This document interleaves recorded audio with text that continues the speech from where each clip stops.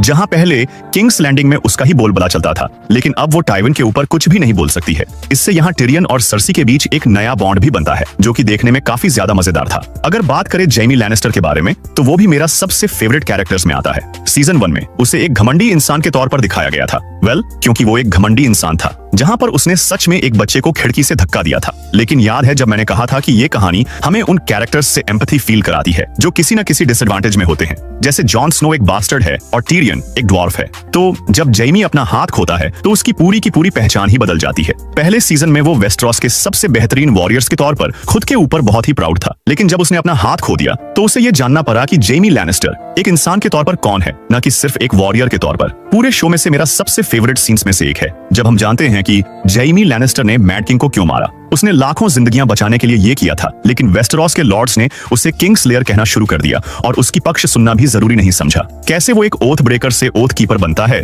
उसकी ये character development मेरे ख्याल से शो की किसी भी कैरेक्टर से सबसे बेस्ट थी। सीजन 2 में जॉन और डेनी की स्टोरीज उतनी मजबूत नहीं थी, लेकिन अब दोनों को एक नई डायरेक्शन मिलती है। डेनेरिस के लिए ये सीजन सबसे ज्यादा सेटिस्फाइंग है, जहां वो एक बहुत ही दमदार कैरेक्टर साबित होती है, क्योंकि वो फाइनली अपनी आर्मी बनाने की डायरेक्शन में आगे बढ़ती है। अनसलिड को जीतने वाला सीन उसका सबसे दमदार और गूसबम्प्स देने वाला पल है। ये है 3 सीजन की मेहनत के बाद मिलने वाला परफेक्ट पे ऑफ। ये न सिर्फ इमोशनल था, बल्कि ये उसकी असली मकसद को भी दिखाता है, जो कि है लोगों को फ्री करना। पहले के कुछ सीजन्स ने एक काम जो कि बहुत ही बेहतरीन तरीके से किया था, वो है कि उन्होंने अपने कैरेक्टर्स को लगातार एक के बाद एक चैलेंजेस दिया है। जैसे कि जॉन स्नो जैसे कैरेक्टर्स, उसे लगभग 2 सीजन्स तक सिखाया जाता है कि वाइल्डलिंग्स दुश्मन है, तो उन्होंने उसे वाइल्डलिंग्स के साथ एक पूरा सीजन बिताने के लिए भेज दिया, जिससे वो एक वाइल्डलिंग से प्यार भी करने लगता है।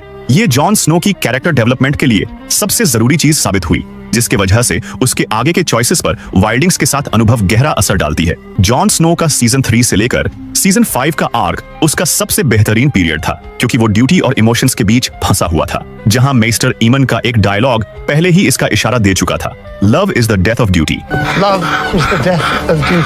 बाद के सीजन्स में जब वो सिर्फ नाइट किंग से लड़ने तक लिमिटेड हो जाता है, तब उसका कैरेक्टर पहले जितना दिलचस्प नहीं लगता। सीजन 3 में लैनिस्टर फैमिली का डायनामिक अपने पीक पर चल रहा था, जहां टाइविन, टिरियन और सर्सी के बीच की टेंशन शानदार तरीके से दिखाई गई है। इस सीजन का सबसे इंपैक्टफुल सीन्स में से एक तब आता है जब टाइविन टिरियन को पूरी तरह तोड़ के रख देता है। पहली बार हमेशा मजाकिया रहने वाला टिरियन खुद को अपने पिता के सामने कमजोर पाता है। सर्सी भी यहाँ पहले से काफी अलग है, क्योंकि टाइविन की मौजूदगी ने उसकी पोजीशन बदल दी थी।